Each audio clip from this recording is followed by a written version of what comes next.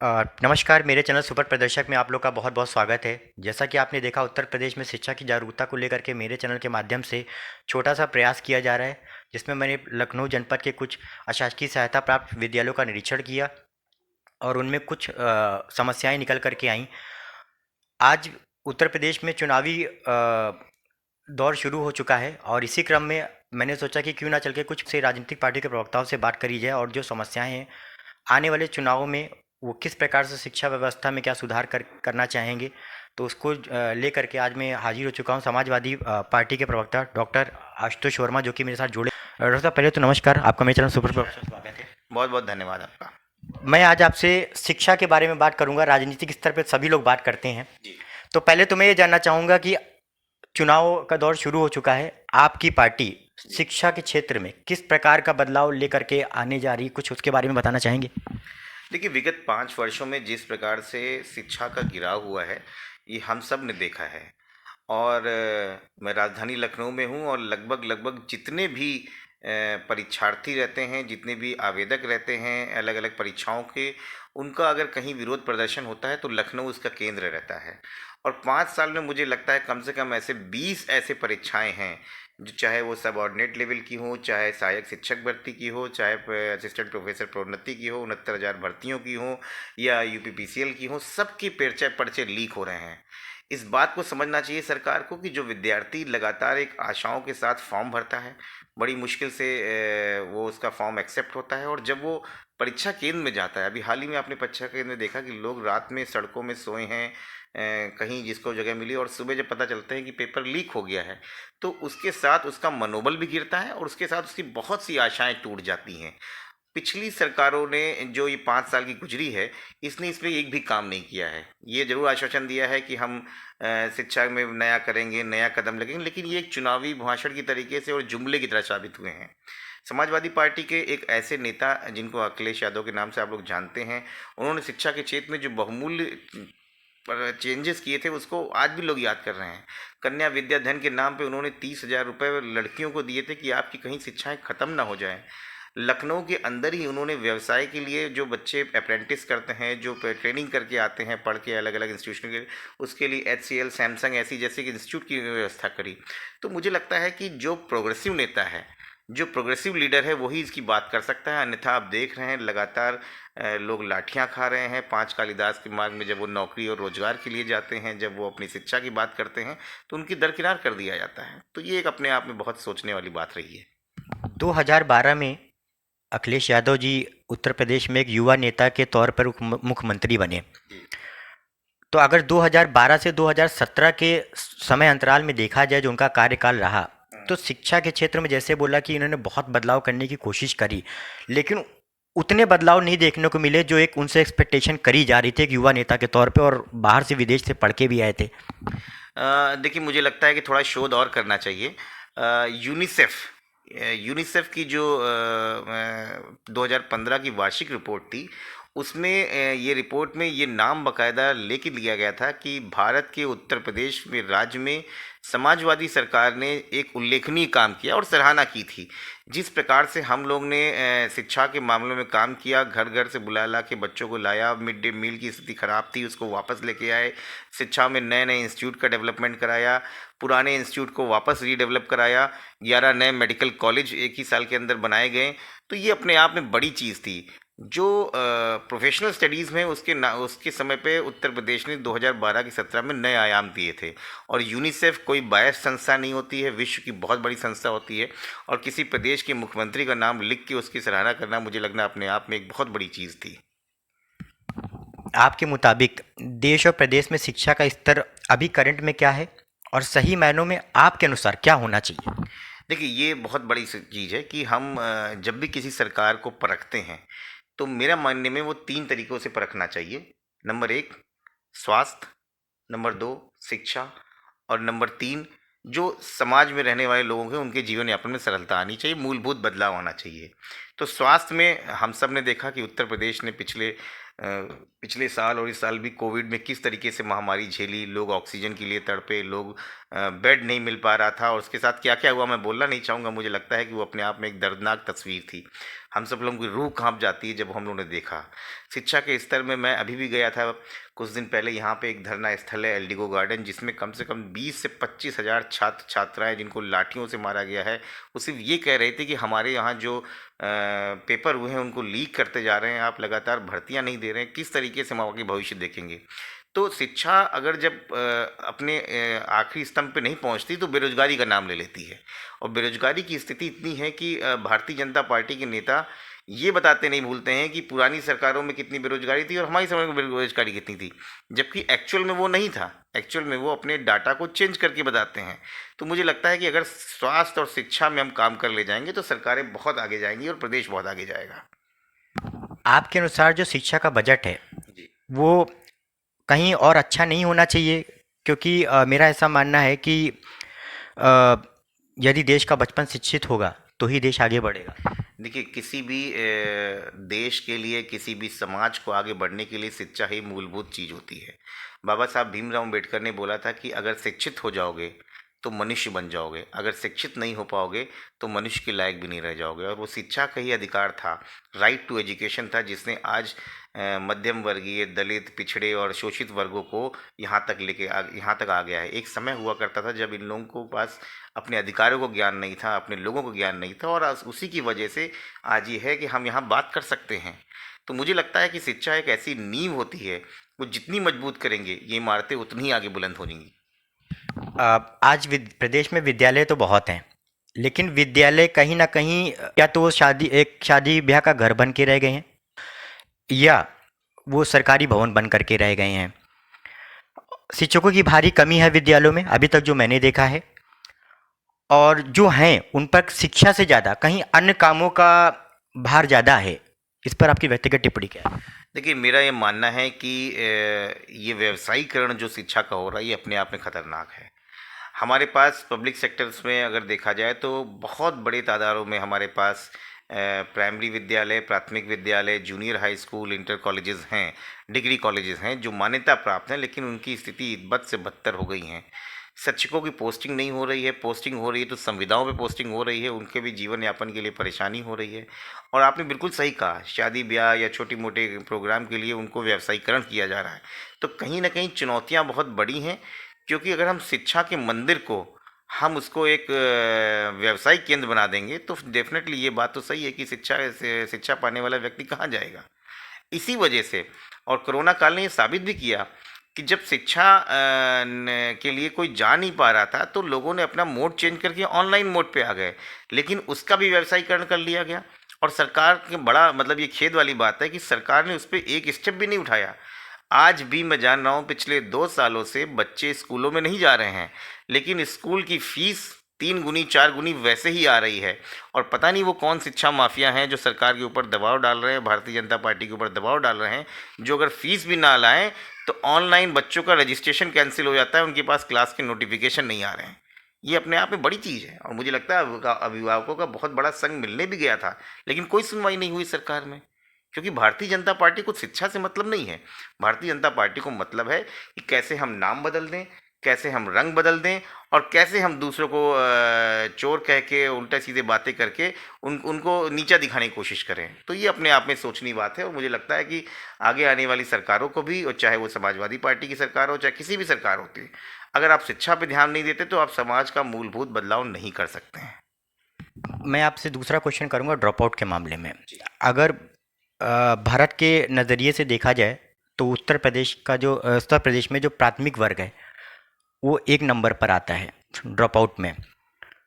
इससे बाल श्रम अधिनियम का भी कहीं ना कहीं उल्लंघन होता मुझे दिख रहा है। आप इस पे क्या बोलना चाहेंगे? देखिए, मुझे लगता है कि कोविड महामारी एक बहुत बड़ा कारण रहा है इसमें। इसके बाद जो हमारी मूलभूत चीज़ें थी, जैसे मैं आपको एक बात बताऊं कि अगर मान लीजिए कि आप शिक्षा का एक भवन बना देते हैं और आप ये सोचें कि वहाँ आसपास के आके बच्चे पढ़ लें हाई स्कूल इंटर तक, तो नहीं हो सकता। उसके लिए आपको मूलभूत सुविधाएं, वहाँ पे शिक्षकों की भर्ती, वहाँ लैब, वहाँ आधुनिक चीज़ें ये करनी पड़ेंगी। और अगर वो नहीं मिलता है तो कहीं ना कहीं जो सक्षम परिवार हैं वो अपने आप को, अपने बच्चों को कहीं ना कहीं बड़े स्कूलों में दाखिले करने के लिए चले जाते हैं। जो नहीं कर जाते हैं वो ड्रॉप आउट करके इधर उधर चले जाते हैं। और ड्रॉप आउट अपने आप में एक चिंता का विषय है कि वो बच्चा कहाँ जा रहा है, उसकी मानसिक स्थिति कहाँ जा रही है। तो ये सोचने और गंभीर विषय है।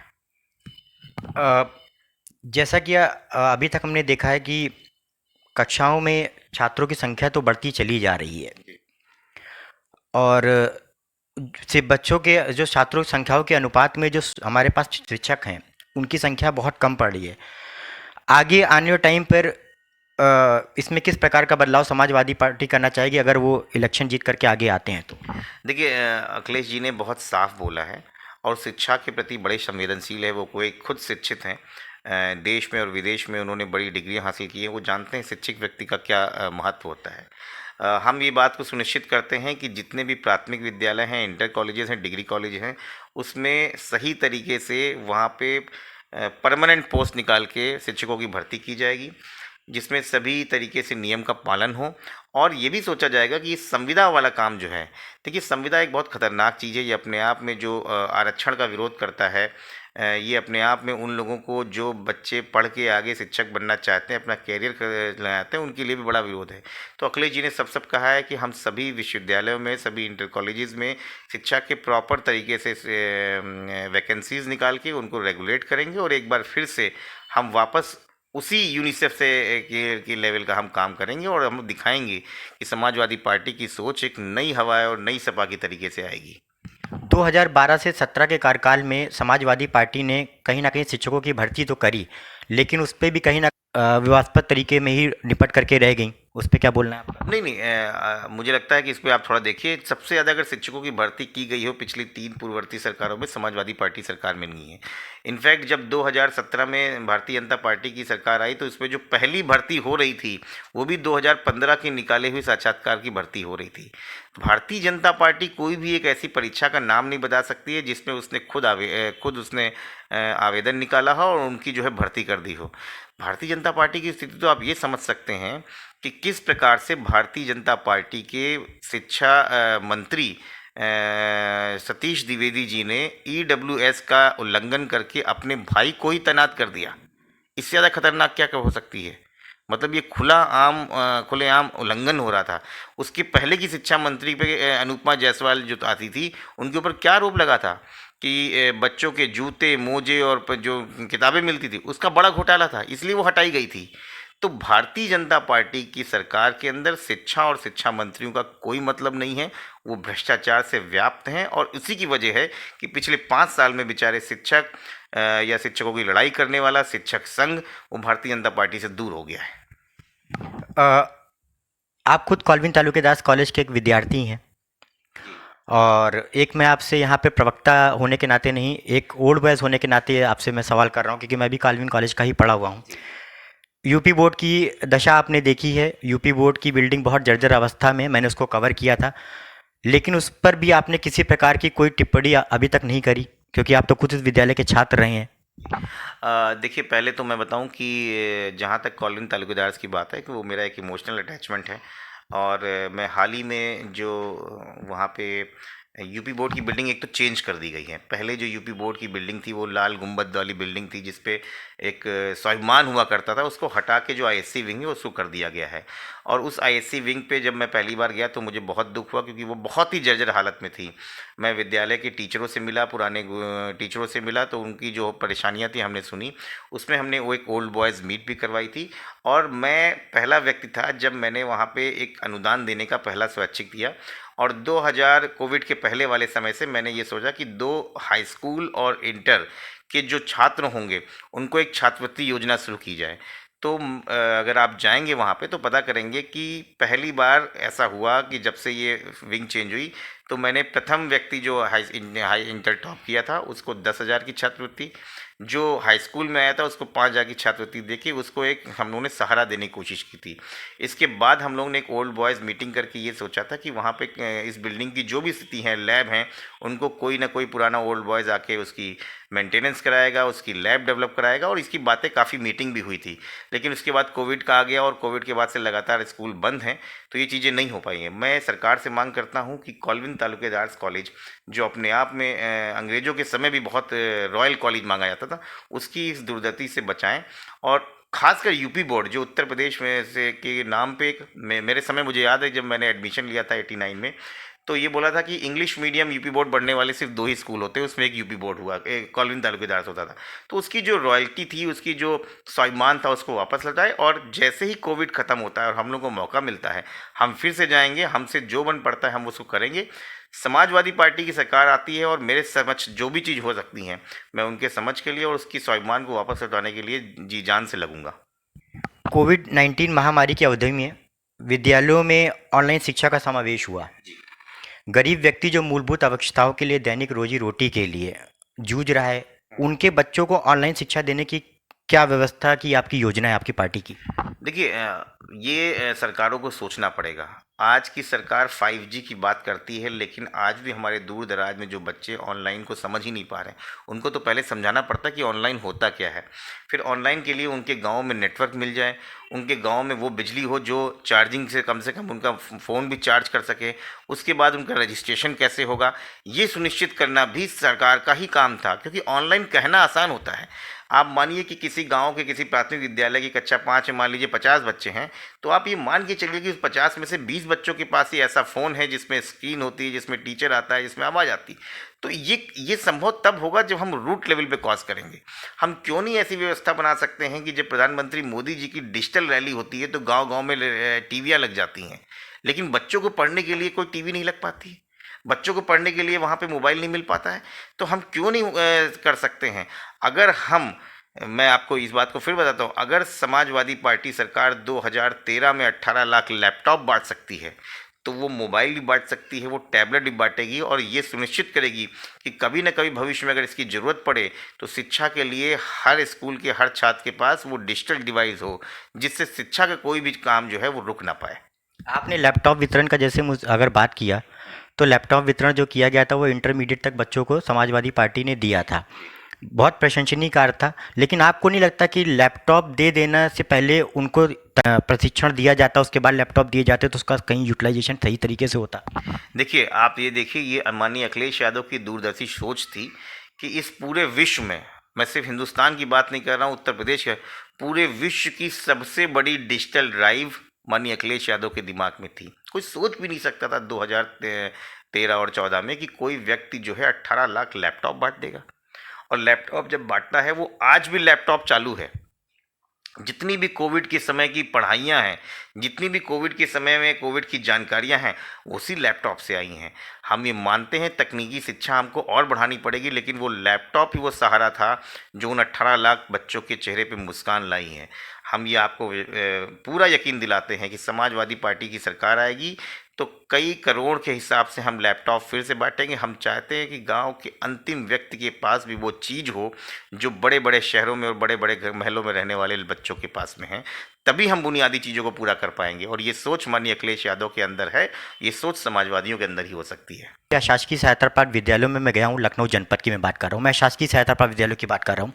शौचालय की व्यवस्था नहीं है, कोविड विद्यालयों में सीटिंग अरेंजमेंट नहीं है, बच्चों के पास बैठने की उपयुक्त व्यवस्था तक नहीं है। उसके लिए समाजवादी पार्टी किस प्रकार से सहयोग करना चाहेगी? क्या आप मुझे इसका कोई आश्वासन दे सकते हैं? देखिए, जितने भी गवर्नमेंट एडेड स्कूल हैं, इनकी प्रॉब्लम बहुत बड़ी है, क्योंकि मैं क्या कह रहा हूँ कि आज आप उत्तर प्रदेश की राजधानी में बैठे हुए हैं और आप अपनी उंगलियों पे 10 ऐसे नाम गिना सकते हैं स्कूलों में जो 2016 में, जब 17 में जब भारतीय जनता पार्टी की सरकार आई थी, तब उनकी एक बिल्डिंग थी और आज उनके 10 ब्रांचेस हो गई हैं। इसका मतलब शिक्षा का किस तरीके से व्यवसायीकरण हुआ है पिछले 5 सालों में।